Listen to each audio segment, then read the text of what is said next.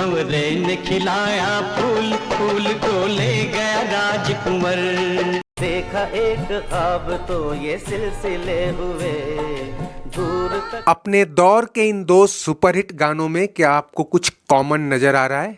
जरा गौर से देखिए, एक समानता है। जी हाँ, ये फूलों की वादी ही इन दो अलग अलग फिल्मों को जोड़ती है और साथ ही जोड़ती है भारतीय सिनेमा की उन दो हस्तियों को जो पर्दे पर तो साथ नहीं आए लेकिन बॉक्स ऑफिस पर उनकी भिड़ंत होती रही।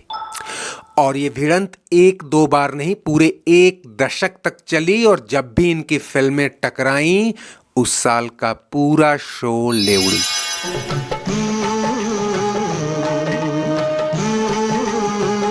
दोस्तों, हम बात कर रहे हैं भारतीय सिनेमा के शोमैन राज कपूर और एक्टिंग के शहंशाह अमिताभ बच्चन की। और ये बात इसलिए भी कर रहे हैं कि इन दिनों पूरे देश में राज कपूर साहब की स्वर्ण जयंती मनाई जा रही है। इस मौके पर आयोजित एक ग्रैंड सेरेमनी में जब रेखा ने इस युवक को गले लगाया तो ये तस्वीर मीडिया की सुर्खियों में आ गई और हमें ये फिल्मी इतिहास के अतीत में ले गई जहां से हमारी कहानी शुरू होती है। ये अगस्त्य नंदा हैं, अमिताभ बच्चन और राज कपूर दोनों के बीच एक जीती जागती कड़ी। आसान भाषा में कहें तो अमिताभ की बेटी श्वेता के पुत्र हैं और राज कपूर साहब की बेटी ऋतु नंदा के पोते हैं। साल 1980 में यश चोपड़ा अमिताभ बच्चन और रेखा को लेकर फिल्म सिलसिला बना रहे थे, जिसके कुछ सीन शूट करने के लिए नीदरलैंड्स की राजधानी एम्स्टर्डम गए। वहां दूर दूर तक फैले ट्यूलिप के फूलों के बीच ये गाना शूट किया जा रहा था।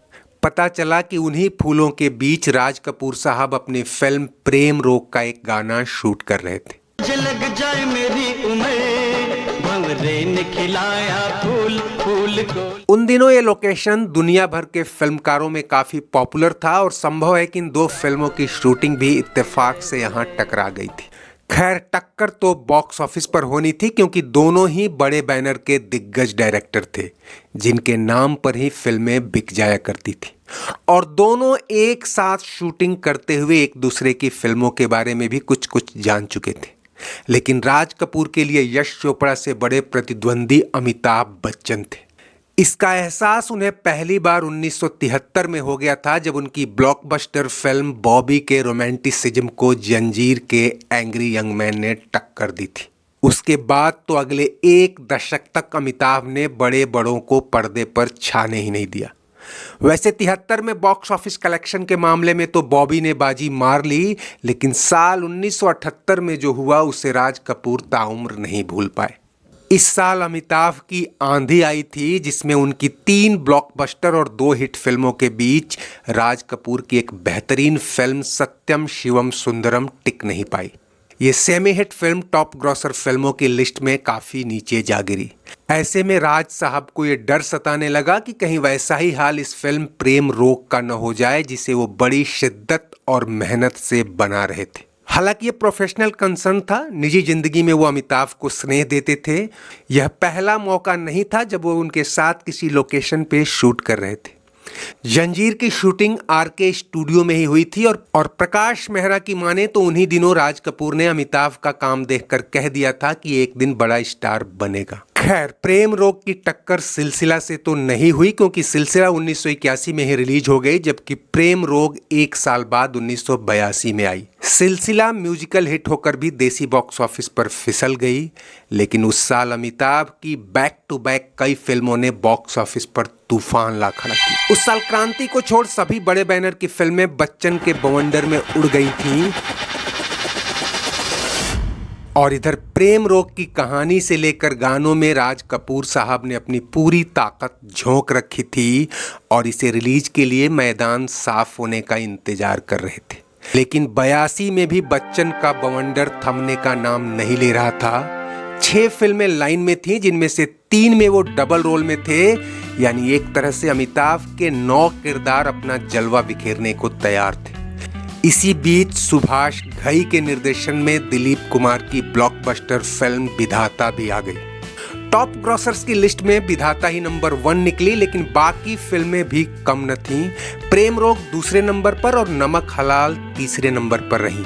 लेकिन एक फिल्म से क्या होता है साहब, बीते 5 साल से बॉक्स ऑफिस पर दर्जनों फिल्मों से होने वाली कुल कमाई में आधा हिस्सा तो सिर्फ एक एक्टर की फिल्में ले जा रही थी। इस साल भी यही हुआ। खुददार और सत्ते पे सत्ता भी हिट रही। अमिताभ की 6 फिल्मों ने उस साल की टॉप 10 फिल्मों से ज्यादा पैसा कमाया और राज साहब ने अमिताभ के स्टारडम का लोहा मान लिया था। इसी साल Raj Kapoor as an actor आखिरी बार किसी बड़े रोल में नजर आए थे, हालांकि फिल्म वकील बाबू नहीं चली। खैर, राज साहब की एक खूबी थी कि वो अच्छा काम करते थे और अच्छा काम करने वालों की खुले दिल से तारीफ करते थे। जहां क्रिटिक्स ने सिलसिला फिल्म की काफी फजीहत की थी, राज कपूर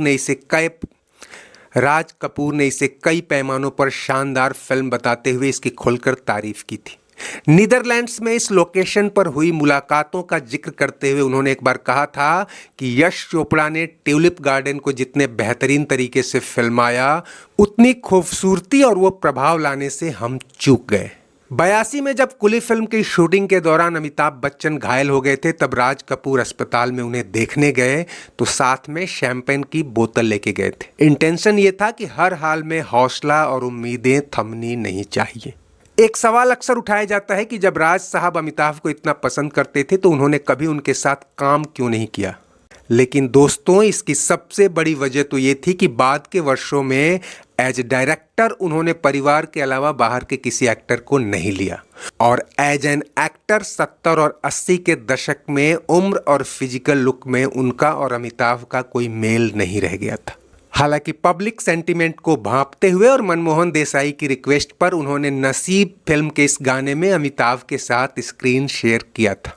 देसाई के हवाले से एक रिपोर्ट में कहा गया था कि 80 के दशक में अमिताभ की कुछ फिल्मों में राज साहब को बड़े कैरेक्टर रोल ऑफर हुए थे, लेकिन उन्होंने ये कहकर मना कर दिया कि अब तो मेरे बच्चे अमिताभ के साथ काम कर रहे हैं। लेकिन बॉक्स ऑफिस का टकराव अभी खत्म नहीं हुआ था। 1985 में जब राम तेरी गंगा मैली ने उस साल की सभी फिल्मों का सुपड़ा साफ कर दिया था, अमिताभ बच्चन की मर्द ने उसे कड़ी टक्कर देते हुए कमाई में दूसरा पायदान हासिल किया था। वो दौर था जब अमिताभ ने फिल्मों से अघोषित रिटायरमेंट ले ली थी, क्योंकि राजनीति में व्यस्त थे और इक्का दुक्का फिल्में ही कर रहे थे। दूसरी ओर राज साहब भी फिल्मों से दूरी बनाने लगे थे और अपने आखिरी प्रोजेक्ट हिना को पूरा करना चाहते थे। हालांकि उन्हें एक बात अक्सर कचोटती थी कि जिस ऋषि कपूर को उन्होंने अपनी कई फिल्मों से कामयाबी की बुलंदी पर पहुंचाया, उसे डायरेक्टर्स ने अमिताभ के दाएं बाएं ही रखा और उभरने नहीं दिया। यह कचोट राज साहब ने तो जीते जी कभी जाहिर नहीं किया, लेकिन ऋषि कपूर ने अपनी बायोग्राफी में खुल्लम खुल्ला काफी कुछ कह दिया। खैर, एक लंबी और शालीन प्रतिस्पर्धा के बीच अमिताभ ने भी राज कपूर को काफी सम्मान दिया और आज जब उनके 100वें जन्मदिन पर देश के 40 शहरों में उनकी फिल्में दिखाई जा रही हैं, अमिताभ ने दर्शकों से अपील की है कि वे टिकट लेकर राज साहब की कल्ट फिल्में जरूर देखें। दोस्तों, उम्मीद है वीडियो आपको पसंद आया होगा। चलते चलते इसे लाइक, शेयर और सब्सक्राइब कर लीजिए और कमेंट बॉक्स में अपनी राय जरूर दीजिए। शुक्रिया, नमस्ते, आभार।